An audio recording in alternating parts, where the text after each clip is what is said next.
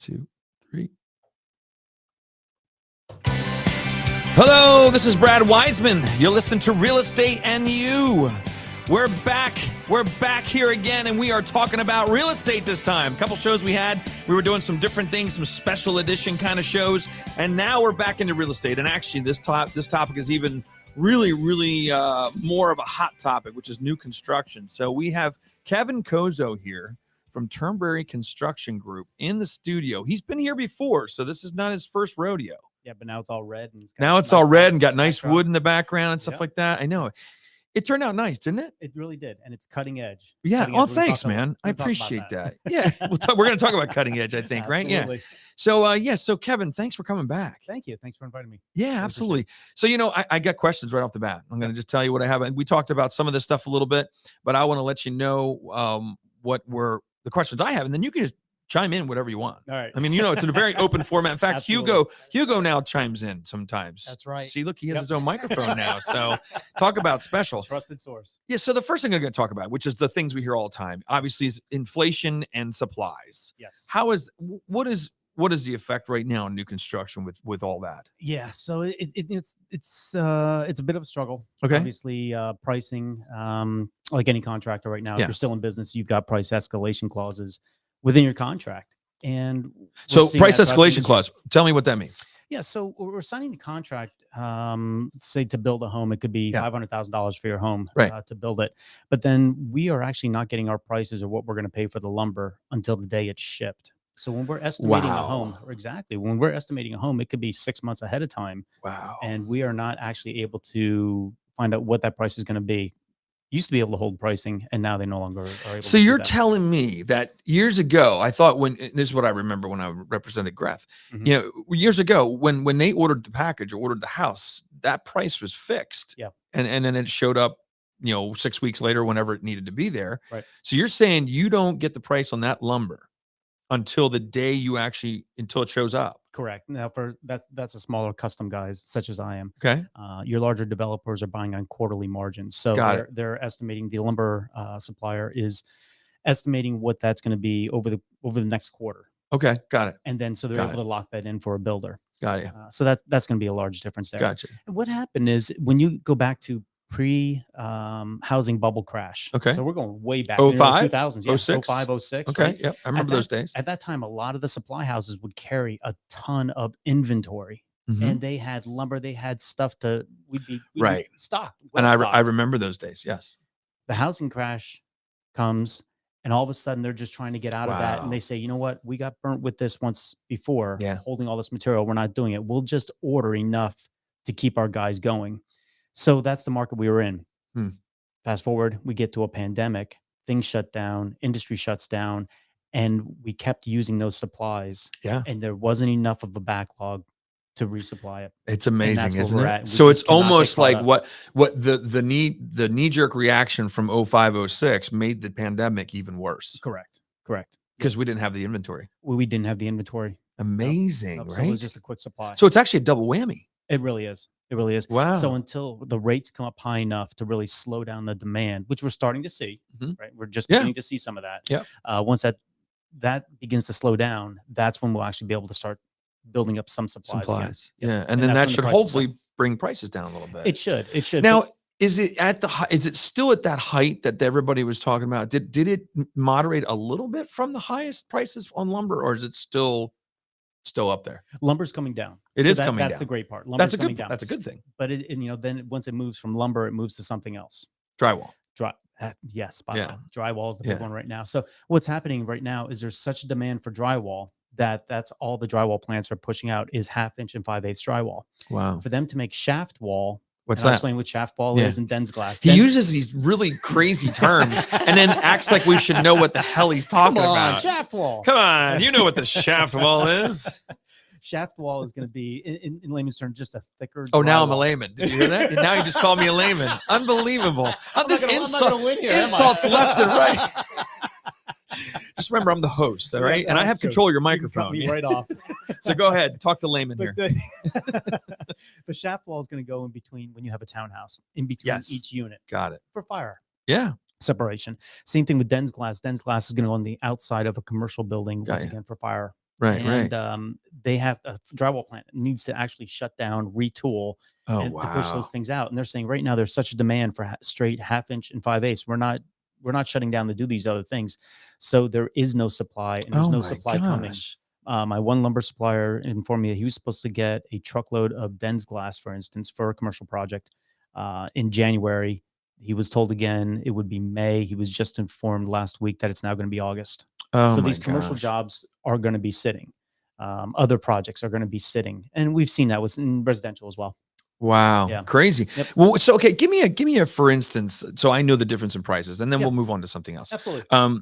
Drywall, what was it 5 years ago? What is it per sheet today? Do you have an idea? Yeah, actually, I brought that along. See, look, he knew I was going to ask the drywall question, the drywall or the shaft wall. There's a couple of now I know what the shaft dig wall is. around here, but we get price increases, and that's what this is. Yeah. Here. So we get price increase sheets, and just in January alone, insulation went up 8%. Okay. Fasteners went up 10%. Storm doors from Larson, Durwood, ceiling tiles 8%, all each. Wholesale mill. That's 1 month. 6%. That's just 1 month. Next month, windows went up 10%, siding 9%, fasteners 22% from a different supplier. So, what we're seeing now is So here it is.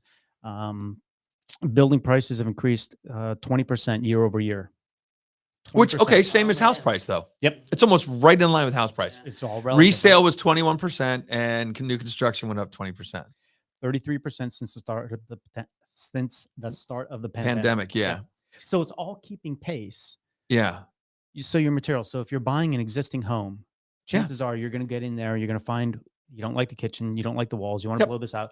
You're going to pay up for that anyhow. Absolutely. So all of a sudden, where new construction was not as attractive because it was so much more expensive.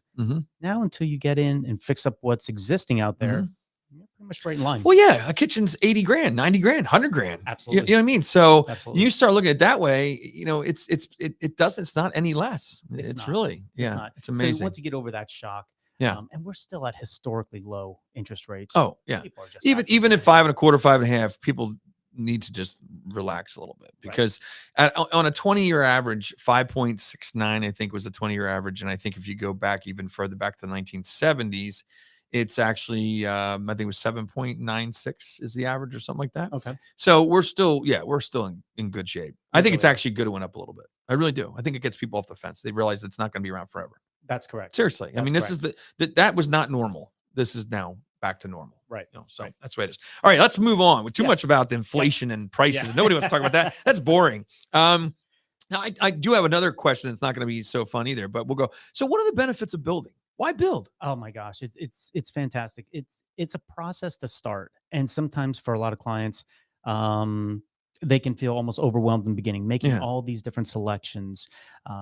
What color hardware do I want? You think you know it all before you go into it, and before you know it, you're just overwhelmed with so many decisions. So we'll try and back that down and make that a little easier for, and just take it in little pieces. Yeah. But at the end of the day, you're truly getting what you want. Yeah. You are not going to have to renovate your home realistically for 20 years. I was just going to say 20 years. Yeah. Yep. 20 years. So no matter what you put in your home now, whether you're renovating or building new, you're good for 20 years. You're buying existing, you're buying a used furnace, you're buying used AC. Absolutely. So that timetable is shrunken down quite a bit. Yep. So that's the new roof. The best reason. Oh, yeah. New everything, right? Everything. Seriously, it's new everything. And I used to say every time when I sold new construction, I used to tell people that I'd be like, you know what?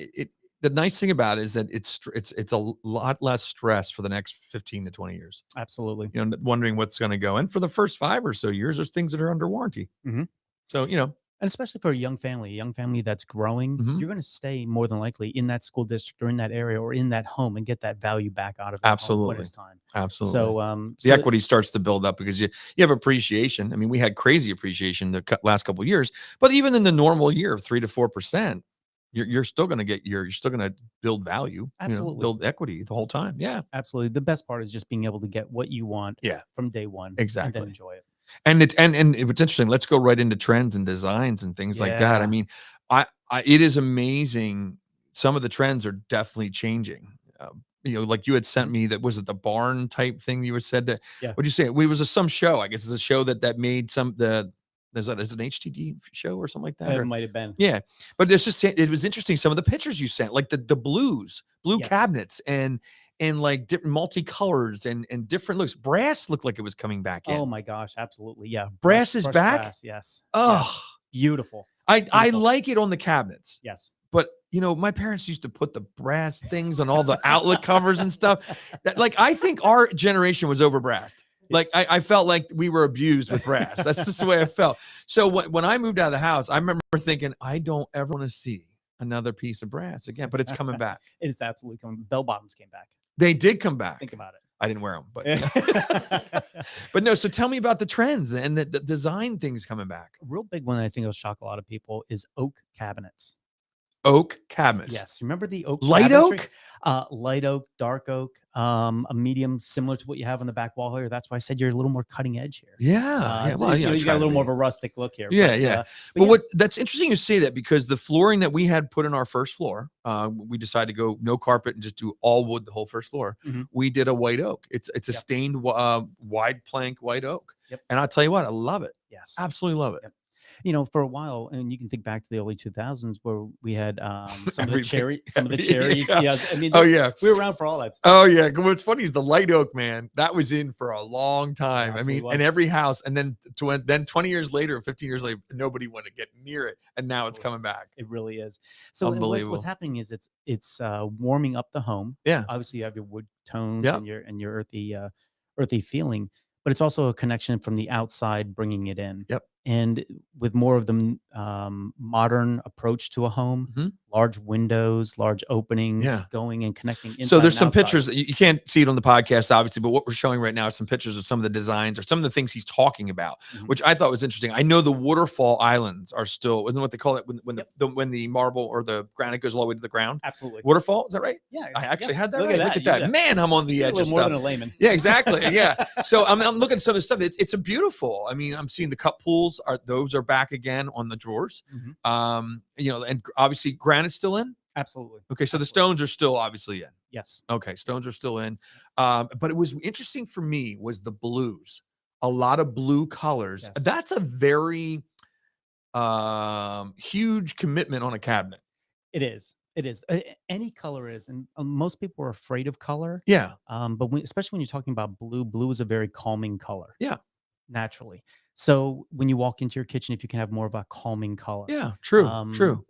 So when you start looking a little deeper into it that way, I like that. And you put some earth tones with it, and maybe you do use some of those brushed brass. And I gotta say, the pictures you sent, I liked them. Yeah. I saw the brass on those handles, and I thought, oh my gosh, it actually looks good with the blue. Yep. It really does. Taking and a lot of the design going much more contemporary as well. Long, clean lines. Very important. Yeah. So you showed the outside of a couple that were contemporary that you showed us. I don't know if you have some of those outside shots. And for the podcast, we're talking about how the contemporary design is coming back. A lot of big windows, like you had said, and it's bringing the outside in. Right. That was the term you just used not a little bit ago. Yep. So basically, with those big windows, you're basically feeling like you're in the outside. Absolutely. Right? That's I would think the concept. Well, and the home design, really, when you're looking at it, we were with the modern farmhouse for many years. Yep. And it's still somewhat prevalent. It really is. Yep.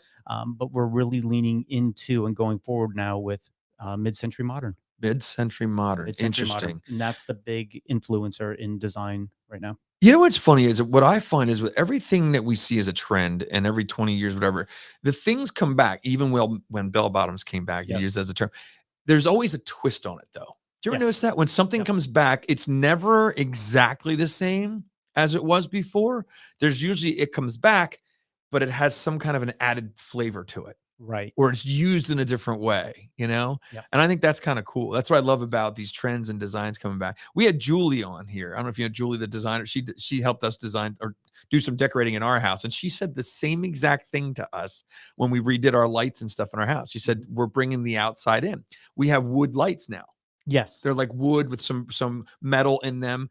And at first I was like, oh, okay. But she's like, no, that's the wood that's bringing the out. That was the same term she used. How about that? Yeah, pretty wild, right? She's a good one, then. Yeah, she's very good. Julie Garman, that's her name. Julie Garman. She was on my show. She's fantastic. A really good decorator, really good designer. But yeah, so let's keep going down through here. So anything else in trends? What about bathrooms? Anything changing in bathrooms? Are the tubs still out? No, it depends. I'm seeing more and more tubs come in, but they're standalone. But they're this is the same thing Julie standalone. said. Yes. Standalone with more of the soft edges on them or something, right? Absolutely. More of that spa look. Yep, So if you yep. can find the stone tile that may be ground down flat, Yep. putting that in the shower, maybe on the bathroom floor. Yep. You're trying to get to that spa, once again, a place that you can go and Yep. relax, your own kind of sanctuary. That's amazing. Yeah, this I'll tell you, you guys are reading the same books or something. I'll tell you, pretty amazing. But yeah, so that's really cool too. What and big showers are still in? That's never going to go out. Thank God. One of my favorite things is a big shower. I gotta tell you, that's my favorite thing. So what I want to do, get into just a little, is getting back into one of the other topics is red tape of permits and building. Where are we with that? I mean, I hear this from different developers that I know that, that sometimes the government's getting in the way of getting permits and it takes a long time. Are you seeing that in your scattered site, your custom build stuff that you're doing? Our biggest struggle is with land development. A lot of the requirements around stormwater. Oh yeah. We're putting water back into the ground and it's good for earth and who knows, everyone has a slant on that. Those types of activities are what hold up a lot of the process. Yeah. Going for building permits and working with building inspectors, they're all pretty. So it's the water. It's water. It's where the water's going to go. Exactly. Because what I've been hearing isn't each lot responsible now for their own water, for their own stormwater? That's right. Correct. Where we used to build these big retention ponds and all these things like that. Yep. Now what's happening is we have to build something within that property. Yes. That the water can go into and percolate back into the ground. And whether it's a large pond or it's an underground recharge system, yeah. It's full of stone or whatever it might be, something's got to be designed to hold that water. So you're talking about impervious surface. Yeah, and then it starts to get expensive. It does start to get expensive. And it's nothing that you can really enjoy. Right, exactly. It's like concrete. It's not like your friend enjoy footings, but you can enjoy a level house. Well, you can enjoy a level house for sure. But what's funny is not like you come over with your friends or you're drinking beer and say, by the way, about 10 foot under this, I'm controlling my water. Exactly. And people are like, who gives a rip, man? It comes off the roof and it should just go. No, but those are the things, but it costs money. It's excavation, it's stone, it's all that. It's all planning. And then it has to be approved too. Exactly. Right? Exactly. Yeah. So it's not bad then. We're pretty good yet on that end. Yeah, we are. We are pretty good. So, we figure a lot of that into the cost of the home. And unfortunately, that's part of your square footage, your cost per square foot, exactly. as they say. Yeah. And you just have to figure it in. Yeah, it just is. Absolutely. Yep. So things are still moving along, which is great. I know, I want to thank you. You're building a house right now for a customer. And you're also doing a class while you're building it. Yeah. And the class is actually with some of our agents, and they are really enjoying it, I have to tell you, because most of us sell homes for a living. Well, actually, everybody in our office does, hopefully. Hopefully they're selling homes. But they sell homes for a living, and we see what we see as a finished product. Right. Just like driving a car. We get in the car, we see it as a finished product. We never see it get built. Okay. Right. With a house, what's neat is that you can there's an opportunity there to see it get built and to understand it and to know what a footer is. Why do we do it below the frost line? Why do we do this? And those are the things you're teaching, which is great. And I appreciate it. And I think the agents that are taking that course are going to really enjoy it and really get a lot from it. It's been a lot of fun. They've been very interactive, asking a lot of great questions, really. And it's fun. It's not too long. It's about an hour. Yeah. Spend a little time together, and you're always afraid of what you don't know. Absolutely. So here's a little lesson, here's a little this, that, and the other. Yeah, no more. Then you don't have to worry about it, right? That's right. Exactly. Well, and there's not much out there that's existing for sale. That's right. So it gives another opportunity to sell something or to find a client that's looking for something different. You still think there's some scattered site land out there that we could find to build on? Absolutely. Yeah, absolutely. Good. That's great. That's great. Well, Kevin, thanks for coming back in again today. I really appreciate it. You're welcome. Thanks. And you're welcome back anytime you want to talk about new construction or talk about whatever. You have a really cool car that you drive, so we can talk about that too. Don't get hurt in that car, right? No, going too fast. All right. So thanks so much, Kevin, for coming in. That's Turnberry Construction Group. Easy for me to say. All right. We'll see you next week.